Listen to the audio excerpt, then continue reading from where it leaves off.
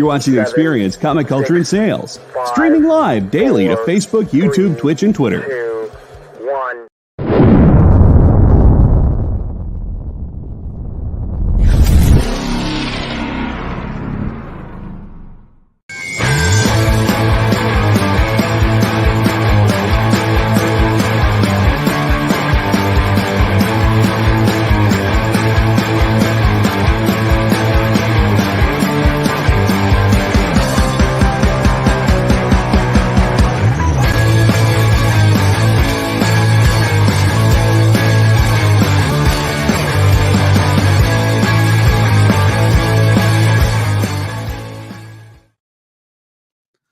What's up, the internet? How's it going? Welcome into Minute to Skim It. I am producer Kyle.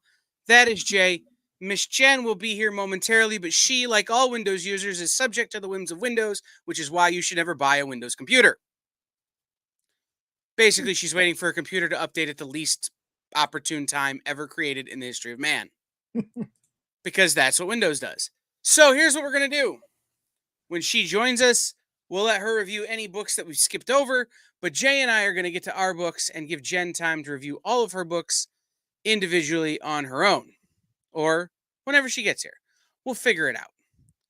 So, this is a big week for comics. There's a lot of cool stuff coming out, including a book that I got to read at Comics Pro that is out now, that comes out tomorrow, that I think a lot of people are been excited for. So, Jay, let's get started. Why don't you skip to the first one of our books on the list? Nope, that is not it. Because there we go. All right. Beneath the Trees Where Nobody Sees, number 5. This is the telltale heart of Beneath the Trees Where Nobody Sees. Essentially, in this issue, in the end of issue 4, our main character is sort of outed for their hobby, even though they're not the serial killer that they've been hunting for the whole book. The actual serial killer has sort of framed them up for those murders. And so our main character goes on the run. And this character you see on the front cover, missing half of his head and that portion of his body, was the first of our main character's victims. And they are haunting them pretty hard. It really is one of those, the whole thing is essentially the inner monologue of our main character talking about how, their memories are, haunting them and how this character is haunting them. And at some point, their animalistic nature of the fact that our main character is a bear comes to bear. I hate myself for that pun, but comes out as he encounters some actual bears. And it changes, I wouldn't say it changes things, but it certainly sets things up for what is going to be inevitably a big showdown, it feels like. There is at least one more issue of this book that I'm excited to read, but it definitely has, like, really strong Dexter vibes.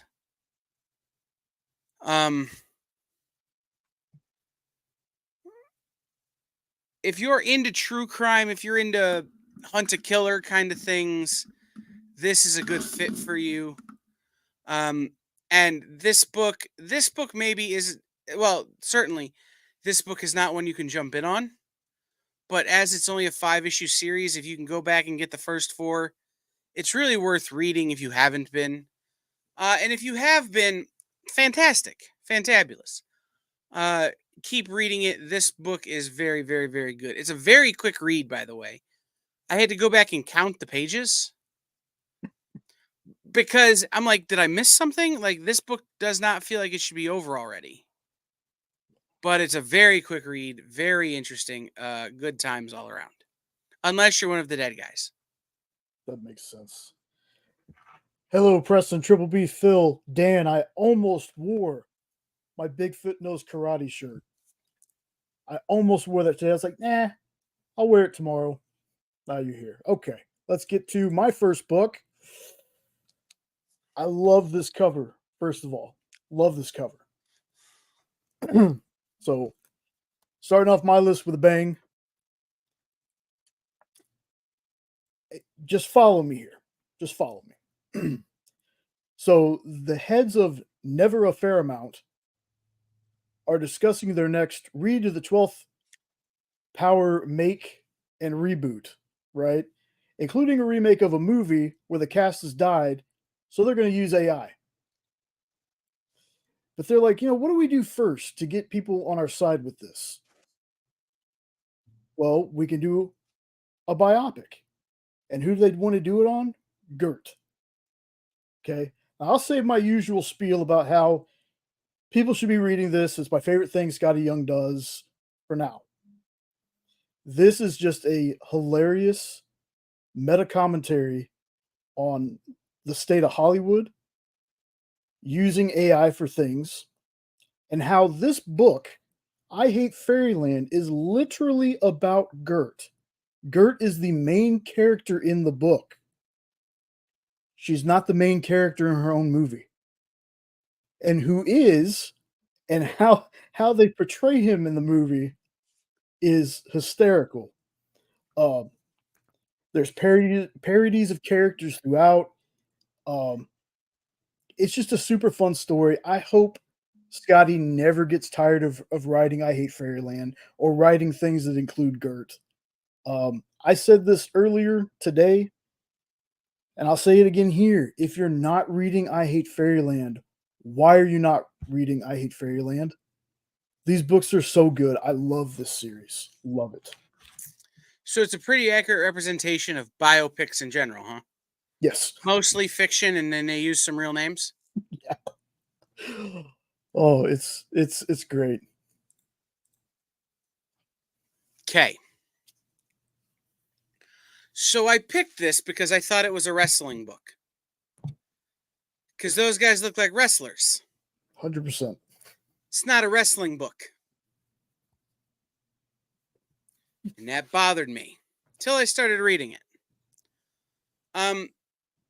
This is from Ahoy Comics. So I went in pretty skeptical anyway, because Ahoy Comics sometimes has the potential of getting me very excited and then leaving me a little bit disappointed.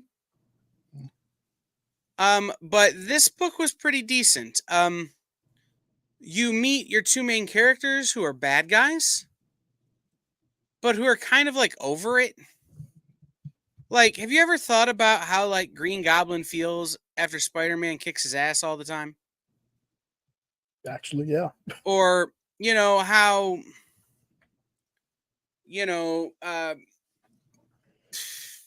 really, how the Joker feels after getting beat by Batman again. These guys are feeling it, man. They're a little burnt out on being supervillains. So they decide that they don't want to do that anymore. And like, their girlfriend breaks up with one of them because he's not a villain anymore. He don't want to be a villain anymore. Their team abandons them. And they're like, you know what would help us to not look like supervillains? Pants.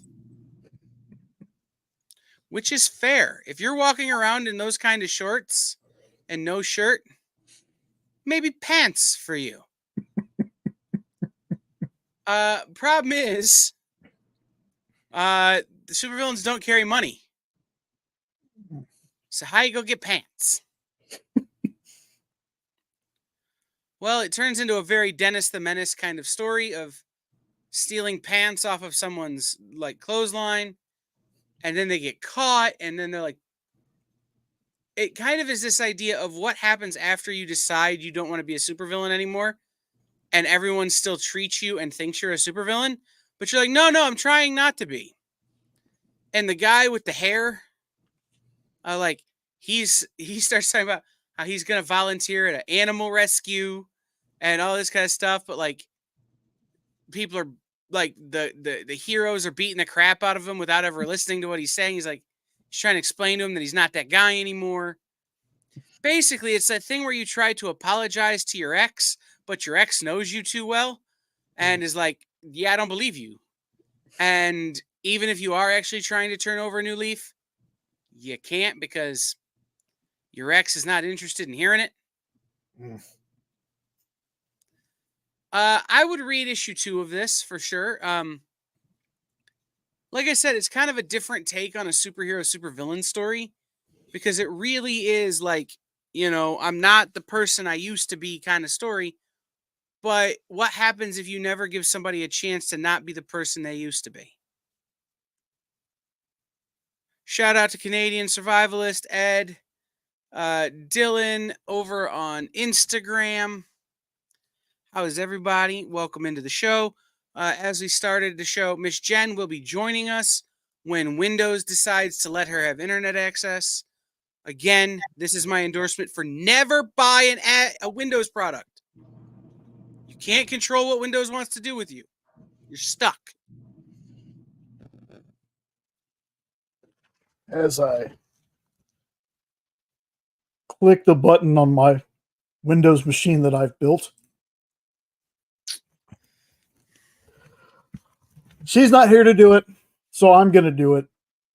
Thunder, thunder, Thundercats. Ho. I read it. For me, it's ramping up. It's ramping up. There's tons of things I love about this book. The mystery of Calica. Is she friend or foe? The way that they show off Chitara's speed in this was kind of cool. The writing and the way that characters are given more of a spotlight than really they ever were in the show. Sorry, Ed. Even the way they do that tropey, and it's become tropey in a lot of movies too. There's a catchphrase. There's one. And they're starting to do this in movies and books where the character goes to say the catchphrase and they only get halfway through the catchphrase. Well, even that was pretty well done in this. But my favorite things about this book were the characters that show up in here. One character in particular that I know some aren't a fan of, but I'm hoping that with the way that they're done in this book might change people's minds. There's a panel in here with that character and Lion-O that just shows like the pure love and joy on Lion-O's face seeing this character, and it's just beautiful. It's a beautiful panel. The last panel of this was exciting and introduces us to another set of villains from the old cartoon shows. I'm standing by my statement. I've said this since the first issue. I said it during the second issue. This book is not just nostalgia bait. There is substance to this book. You can feel the love or you can feel the team's love, the folks behind this book, in what they're doing. I'm already planning on buying the trade. There's a reason number 1 of this is in the 3rd print now. It's not just pretty covers. Despite having 900 covers. Yes. And no snarf. That's right. Look. I'm never going to let that go until snarf is in this book. I'm never going to endorse this book until snarf is in this book. You said you read this one? Yeah, I know. Okay. But I can't endorse the first issue or the second issue. I got you. Well, that was what they call a spoiler, ladies and gentlemen. Yeah. Jay didn't catch on to it. Pretty covers are only going to get you so far, to be honest, folks. All kidding aside. This is a great book. If you haven't jumped on this train yet, you really should. And with that said, yes, Miss Jen is no longer a victim of the terrible, terrible Windows machines that people buy and have no control over. So we're going to go back to the beginning and let her do all of her books, and then Jay and I will continue our books when she gets caught up. Okay, cool. Outsiders. I remembered reading number 1 and being super addicted and then being like, what happened? How did we get to number 6 already? So, hey, this is so meta. I don't even know how to explain how meta this series is to you. Imagine if they took a really great DC series and then like mixed it together with like an X-Files or a Warehouse 13, or I don't know how to explain it. It's just breaking all the walls. So to catch you up, this is like them. They've been in the first issue. They went and found a machine that wasn't supposed to exist, and I think they turned it on, which is a bad idea. So this is them trying to figure out how they became like the Outsider's name is super perfect for this one. So Mr. Fox right there is just all kinds of confused. This is way cool. How do I don't want to mess anything up for you. This subtitle down here, the welcome to the place between pages, is so mind-blowingly good. Give this series a try. I know we're all the way into 6. So probably the best decision would probably be to wait for the trade that's going to come out really soon. But do get it.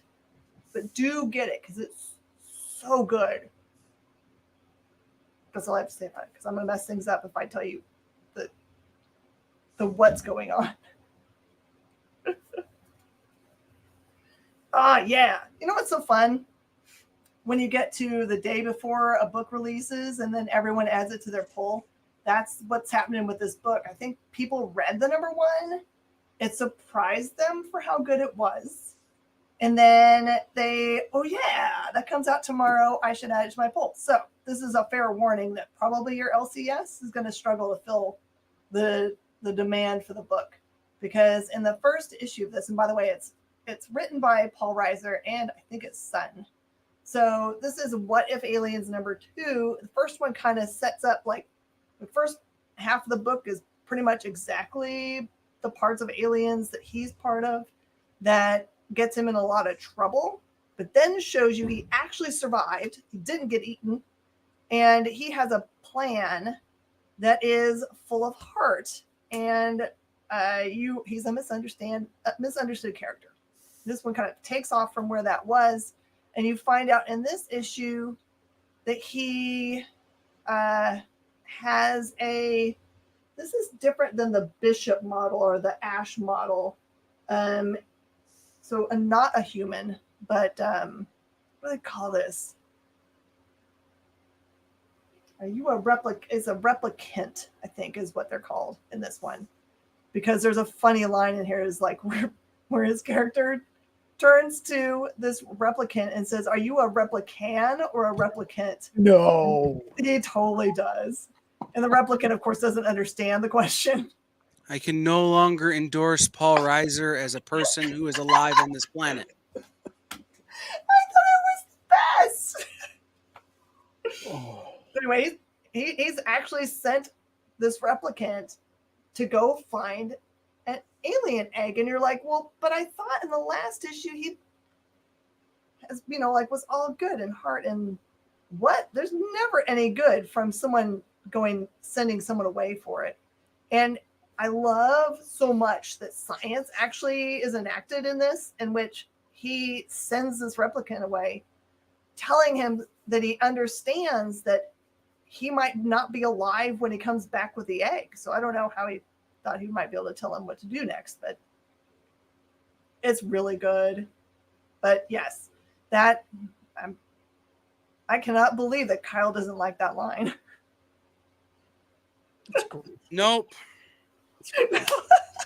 Is it too dad joke for you, or no? It's just too easy. Too easy. Oh, I thought it was clever. Maybe I'm simple. Well, like if you had done, are you a, like I'm trying to think of another thing. Like Like, are you a replicant or a replicantelope? You know, something else. Make it a little harder, Paul Reiser. You're a stand-up comedian. Oh, Triple B says that the issue number 1 is sold out of cover A, B, C, D, and E. Well, you know what? I will say this about Marvel. They have the same problem Dynamite has. Make 900 covers. Doesn't mean your book doesn't contain terrible dad jokes by stand-up comedians who had one hit show in the 80s and early 90s and had their second show canceled after 3 episodes. Okay, Paul Reiser? I'm hoping I still have some here. I don't like Paul Reiser. That's my problem. I don't like Paul Reiser. That's what this Yeah. is. I've come to terms. I'm a Jerry Seinfeld guy, not a Paul Reiser guy. Adam F. Goldberg's on this book too. I was a big fan of the Goldbergs. All right. Well, then I definitely expect a higher level of dad joke. Hercules. Sorry, wrong thing. I love Hercules. Hercules. Thank you. I love the original Disney's Hercules. I think it has some of the best songs on the planet. I loved it. And I am not a Meg, but I can appreciate a Meg as a character. Love her. And I love that this first cover has all the little heart emojis going on. This is, no lie, a love story, but will not offend you with its over sappiness.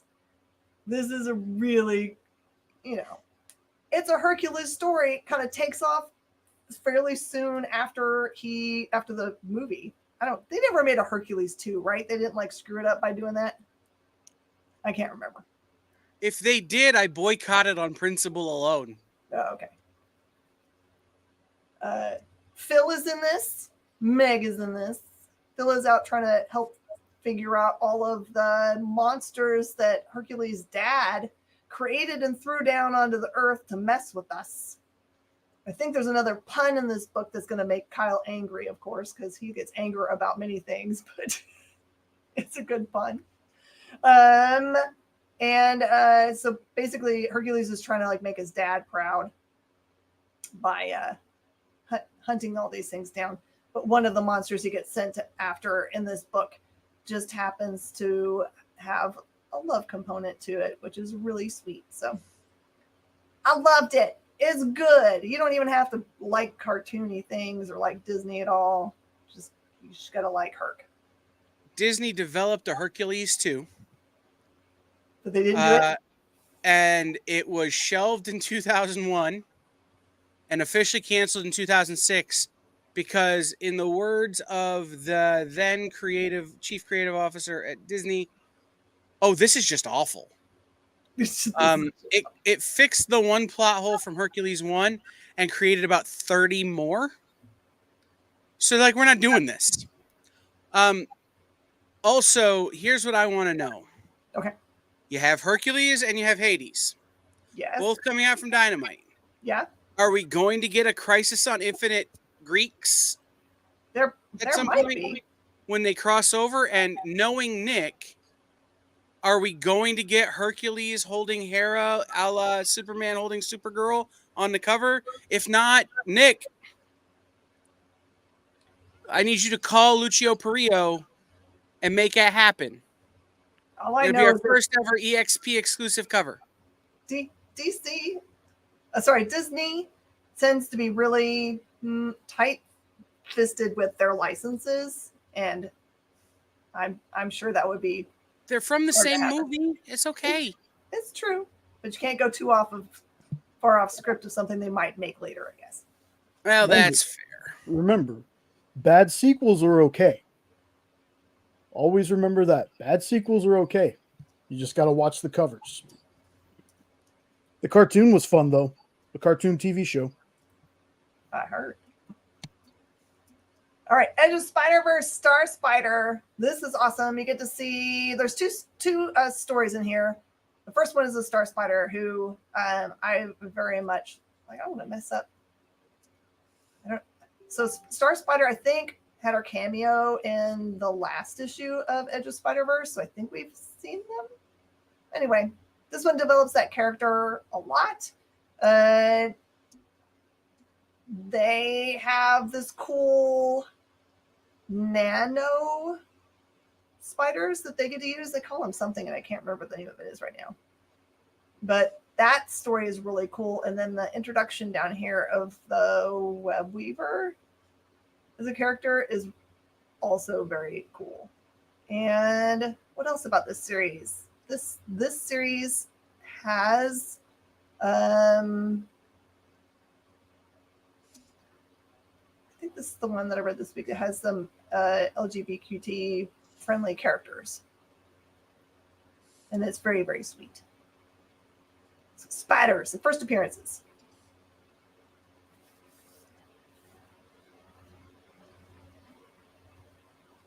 Man, I was really late. Sorry, you guys got to hear me. Well, you came in, so we're now caught up. So it's just your turn now. Ultimate X-Men #1 surprised everyone because everyone thought they knew what Peach was like for writing, given their demon samurai series that they've been doing from Marvel.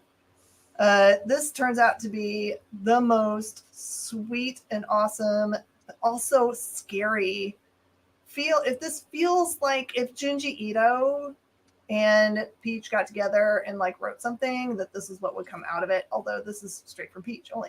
So it focuses in on young people. The main character is not on the front cover. She is at school, but you can't claim anything. We're not selling things. I love you, Triple B. Later, next show. Limit 1 per customer. Limit 1 per customer, not a claim show. But yes, it's worth claiming 2 of, I guess. It's so good. Just because I got to make sure I get one. Uh-huh. Remember last issue? I don't want to mess it up if people didn't get a chance to get one yet, but the last issue, there was a self-harm component.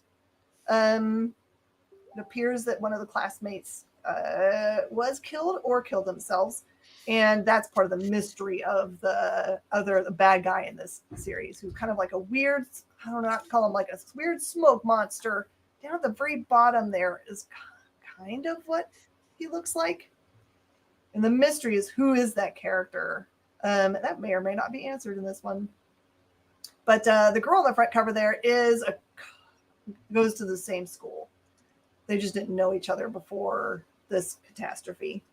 And both of the main characters, that the other one you don't see on the front cover, and then this one, both have abilities. It hasn't been explained how they got them or any of those things yet, but they're really cool and so unique. I just really like this part of the universe a lot. And Ultimate across the line has been, I can't say surprisingly good, because they basically told us it was going to be amazing. But you know, when you've been around a long time and you're like, man, how much different can it be? They've told all the stories that are possible in the universe, but nope. It turns out they have not told all the stories, and this one's told in a very unique way. So go find the 29th print of this if you can. Okay. I am, as much as I like this book, I'm cooling on it. And here's why.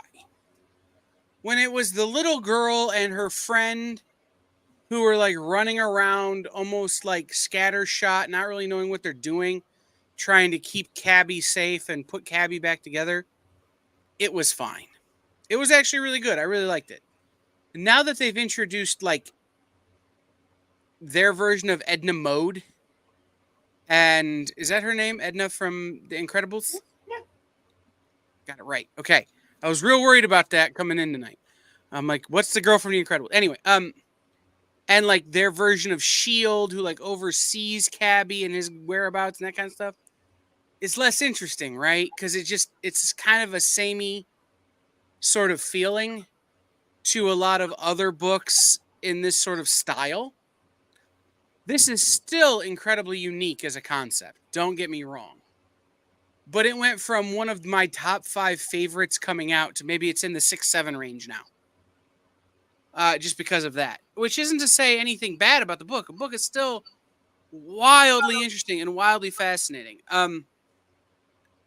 This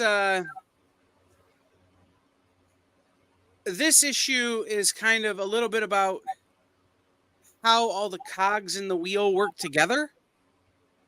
And so it almost, to me, issue 3 feels like the parts of the Star Trek prequel or Star Wars prequels where they're talking about the intergalactic trade treaties. And you're like, I don't need to know how your economy works. Just show me lightsabers.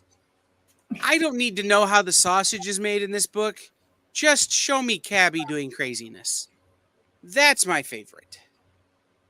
So, like I said, this book was still really cool, especially if you've been digging this. Is definitely a picker-upper and keep reading, because I also feel like if you miss an issue, just stop. You're never going to get caught back up until the trade comes out, right? Like, there are so many tiny little details that just... This feels almost Ryan Johnson-esque, right? There's so many little details you got to pay attention to. Or the Wachowskis or something. It's great, but this issue was like, bleh. That's my review. Hey, Nick. Nick, I sent you a text about Hercules and Hades, and I said it on the air, so you can go back and watch that. But officially, the chat and I and everyone else has voted. We need Hercules, Hades crossovers with Crisis on Infinite Earth parody covers. Yeah. Hey, Kenneth. All right. I just wanted to remind everyone about this really cool series because it has such a unique premise. Vault was very awesome. And when Unnatural Order #1 came out, allowed comic book stores essentially to order as many as they wanted with no monies. So we are so thankful to them for providing these to us to get everyone all ramped up to a series. And we're hoping that you guys actually, took advantage of that. Whether it was like get the first one free if you bought the second issue or whatever your LCS did.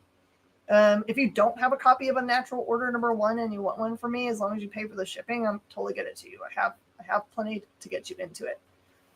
So this series has as a premise that there's a big event that happens that creates a kind of like, I'll call it a rift.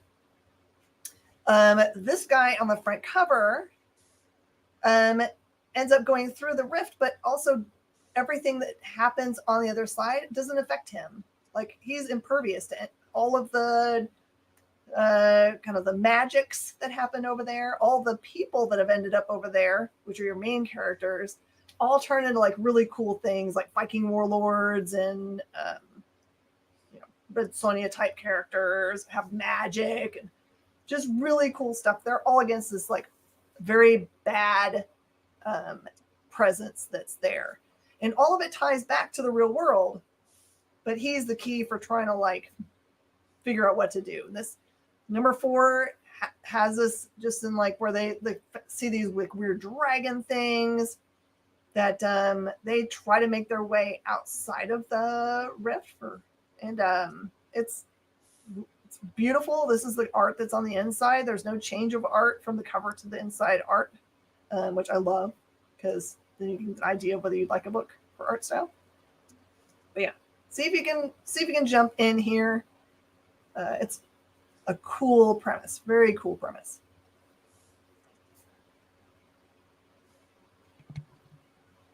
All right, this is my weekly. Jay, you got to stop stealing my books, homie. Book. I got some banger books this week. I really do. There's a koala with the chainsaw on the cover, and Jay read it, and I didn't. Here's the thing. My stuff's out of order because there's one book that we all read, so I left it at the end of the list. Okay. I had to move things around. Definitely has that well-known Dark Horse art. I will say that first and foremost, and that's never a bad thing to me. I kind of like the Dark Horse style. This one is pedal to the metal from the first page. Like you are dropped right into a monster hunt. There's monsters, cults, chainsaw axes, not chainsaws, comma axes, chainsaw axes. Okay. Then of course you have the little bitty baby chainsaw on the core. I love that so much. This book is brutal. It's for this issue at least. I'm guessing they went kind of light on the comedy like on the comedy of it. But I think it's a koala with a chainsaw. That's pretty funny in and of itself. But it is light on the comedy. It is a little gory. The 3-piece team of monster hunters are awesome. And I'm going to be super vague on this one, mainly because I want people to go out and get this without knowing anything about it. Just look at the cover. That cover should just be like, that's all you need to know. I didn't even need to say anything. Yeah, see? Yeah, smart. I want you to go out there and know nothing other than Jay read this and reviewed it, and like he's being vague for a reason. It's because this one, look, I'm going to tell you something about Cullen Bunn. I used to read a lot of Cullen Bunn. His earlier stuff, I was really, really gung-ho. Cullen Bunn could do no wrong. And I'm not saying he does wrong now. Please don't take it as I'm saying that. But I think he's one of those writers that he's so popular that he writes so much that sometimes he gets stretched a little thin. This, for me, is an excellent Cullen Bunn book. It's very different from some of the other stuff he's done. And like I said, if you go and grab this off my dumb review, my job is done here. But if nothing else, that cover right there, that is the craziness you're going to see in this book. And like I said, that's all I can say about it. I don't want to get too into it. There's a ton more about this book. Okay, it's not just monsters getting killed and people getting killed. There's a little bit more to it, but I don't want to ruin any of that for anybody. But this was definitely an awesome read, and I feel bad for taking it from Kyle.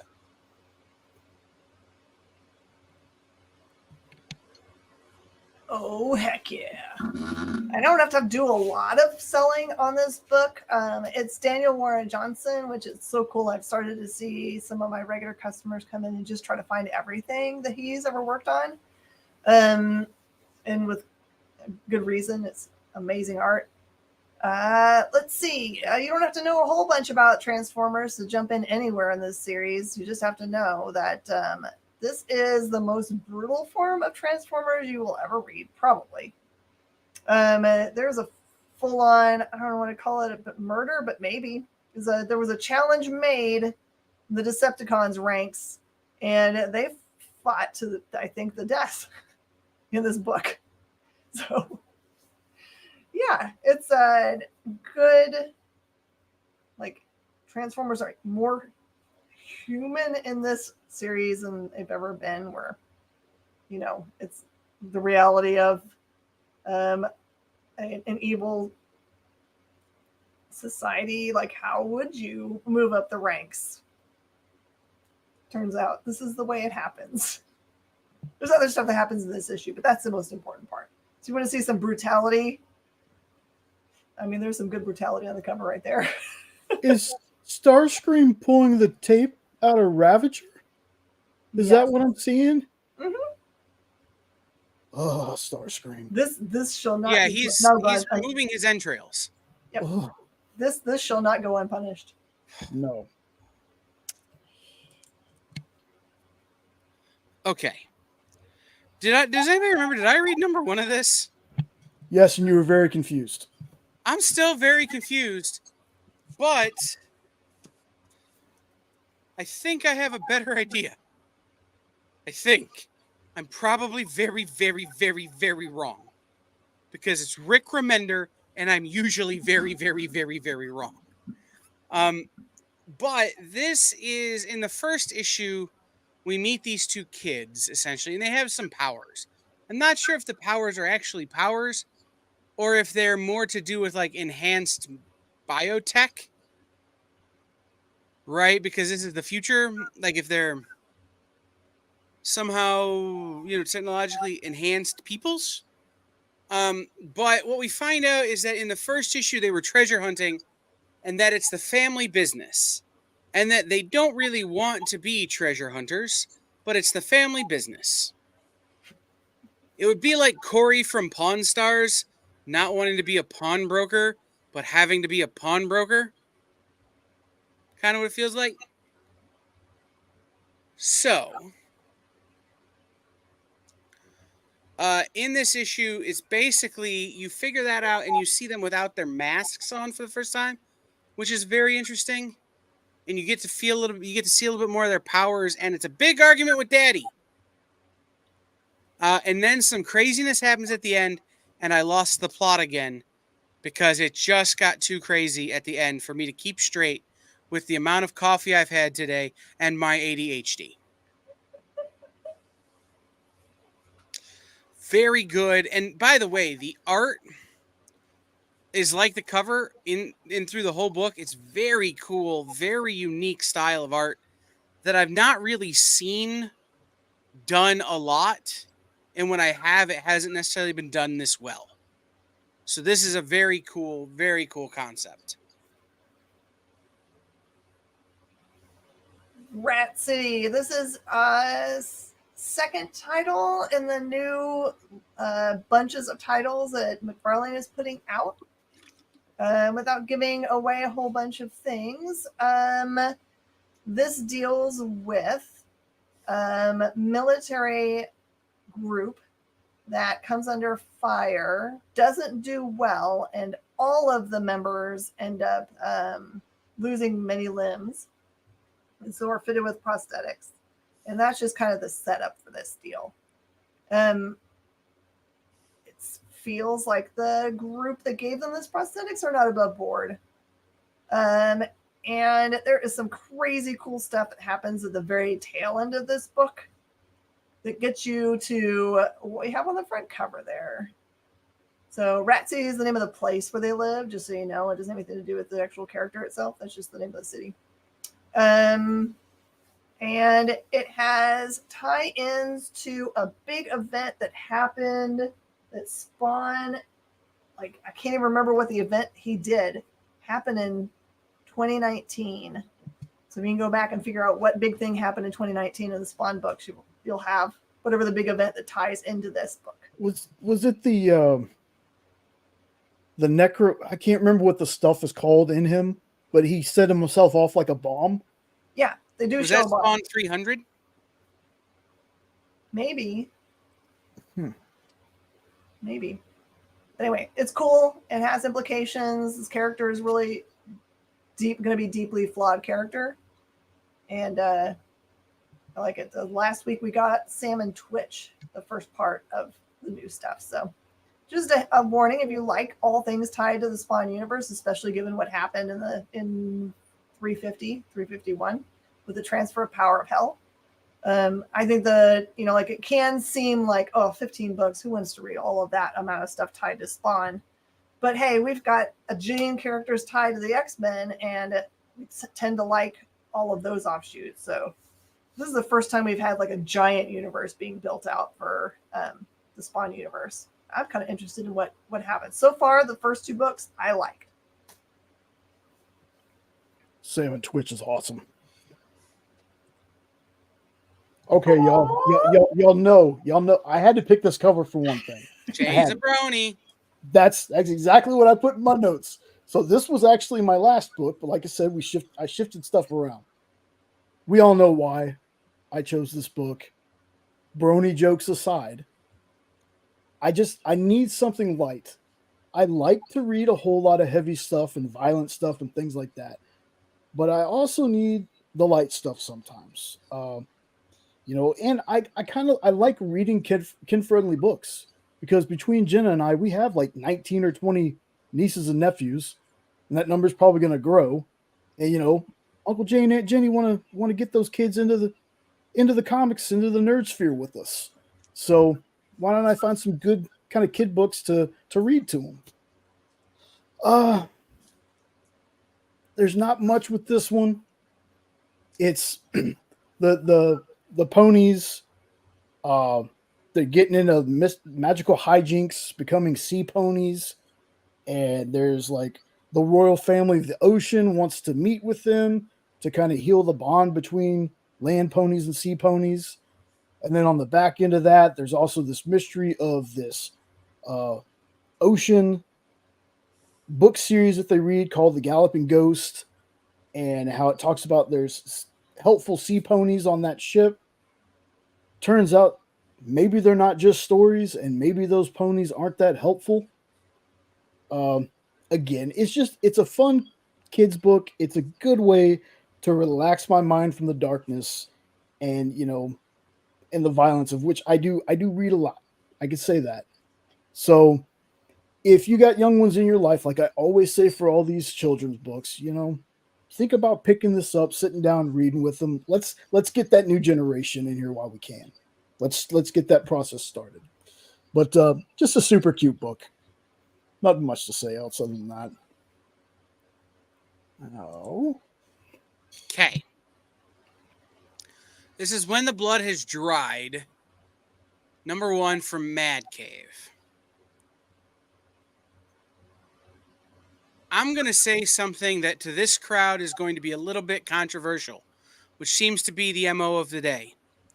This is what Red Sonja could be if they wrote less Red Sonja and spent more time with Red Sonja. Or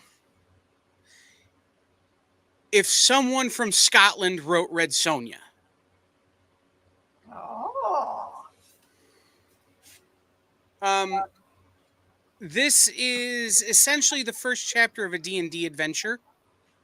You have a barmaid and one of her employees who I can't say for sure that they're human, but I can't say for sure that they're not. Set in a place that they just call the Southern Territories. But when they talk, it kind of sounds like if you've ever heard an interview with like Alan Cumming or KT Tunstall or watched Welcome to Wrexham and listened to those folks talk, where it's like, I'm not sure that was English, but I know it was because they have the right accent. It's some of it is a little difficult just because it's written in a dialect, but very, very cool story.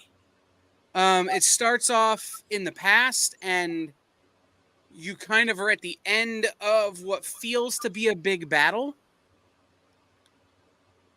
And you see our main character, like, about to die. Then we jump to 5 years in the future, and she's tending bar in her own bar. And you're not exactly sure what happens. And it's kind of a day in her life, right? It's the setup to your D&D campaign. And at the end of the book, they're introduced to a bard who says he's with a group called the League of Adventurers, which if you've ever played D&D, that's going to sound vaguely familiar because there's always a group called the League of Adventurers or the Society of Explorers or the Treasure Hunters International, or you know what I mean. Justice League of Mythology. Like, there's something. And she goes, one of the last panels is, what did you just say?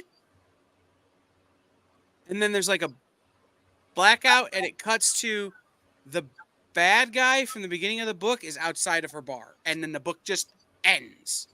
There's no to be continued. There's no ads. It's just done. At least in the PDF.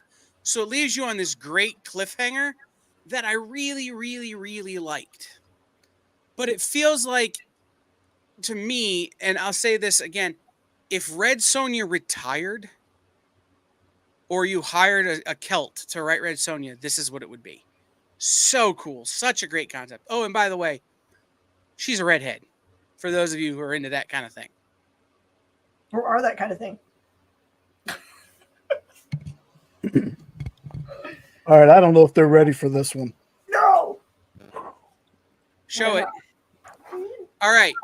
We're going to review this book, and Miss Jen is going to show you that version. It's a special poster from Comic Book. I'm going to show you this version. This is the Comics Pro exclusive variant. If our reviews sell you on this book and you want the Comics Pro exclusive variant, the first person after the show to message the EXP through the explive.com and say, I want Uncanny Valley from Kyle, I will send you an invoice and I will sell you this book. So for the first time ever on Minute to Skim It, we're going to have a one book, real tiny claim sale. If you don't buy it, I'm keeping it because on the back is a blank. And I'm at a convention with the artist on this book, Dave Wachter, in like a month. So I'm going to have him draw me a Ninja Turtle with a cowboy hat and a musket, a la the character on the cover. Preston got mine. Yeah. I don't know. You guys can't see the comments anyway. Good job, Preston. He wins. Oh my goodness. You want me to go first? Go. I think you're you're chomping. You may be the most hyped for this book, Jay. Bro. What? What? Just what? It's hard to put into words what this book is other than awesome. It feels almost like the origin story of Slapstick. And wow, just you get hints that the main character Oliver is different at the very beginning of the book, but I wasn't really listening until a certain point, and then my brain snapped back to what he was saying. He gets in trouble at school, and he's telling his mom what actually happens, and he's being literal. He's not being figurative. The things that he's telling her, I was like, it sounds like a 12-year-old trying to get out of trouble. And then when a part of this book happens, I snap back. I was like, oh wow. He was being honest. He was telling his mom the truth. Because his mom gets this look on her face. And I'm like, what is going on here? Is this dude a dragon? Like, I didn't know what was going on. And just then the reveal comes. And it's so well done. And this book is so fun and magical and very different from what I'm used to from Tony Fleece. Mm-hmm. I'm used to Stray Dogs and Feral and Army of Darkness. There are things I wish I could tell y'all that happen in this book that are just so they look so good. They shouldn't look as good as they do. He's told to run. And there's something that happens when he goes to run. I'm like, that shouldn't look as cool as it does, but it does. This was an outstanding first issue. An outstanding one. Folks, be ready because I have a feeling that we're going to be reviewing, or at least I will be reviewing, every issue of this that comes in. Yeah, this might be one we all read for the entire run of this book. So I'm going to do the elevator pitch. Are you ready? Go. Jack from The Incredibles is in middle school. His mom is Mrs. Incredible from The Incredibles at the beginning of The Incredibles, where she's not copping to being who she is. And his grandpa is Yosemite Sam. That's the book. Miss Jen, what do you have to say? Okay, so I'm going to speak from the artist's point of view. This is Dave Wachter doing full flex by having, you can kind of see a little hints of it here. If you focus in on the boy right in the middle, he looks like real, right? It's got a whole bunch of detail. It's even better in the book. Like all of the opening stuff is just like, oh my gosh, the art. But also you have to wrap your mind around the fact that the rest of the art stuff that's in there that's cartoony is also them working on this stuff in an insane way. It's just like the most beautiful thing. Yeah, you guys definitely should pick this up. It will become a movie like Who Framed Roger Rabbit. I don't know, they could do it as a mixing the cartoon style and the live action. They could. I would All love right. that. So, if you want to buy my Comics Pro exclusive variant, $35, just message the EXP through the website, theexplive.com. I will ship it early next week because I'm not going to be around the rest of this week. So, I'll ship it Monday. But do that. But if you're into the book and you don't want to buy that one, head to your local comic shop to buy this book. If you don't know where your local comic shop is, comicshoplocator.com, comicshoplocator.com, comicshoplocator.com to find a comic shop nearby to you. Call them and say, hello, I heard about Uncanny Valley. I would like to purchase it or several of it. Do you have extra copies? I will come in right now.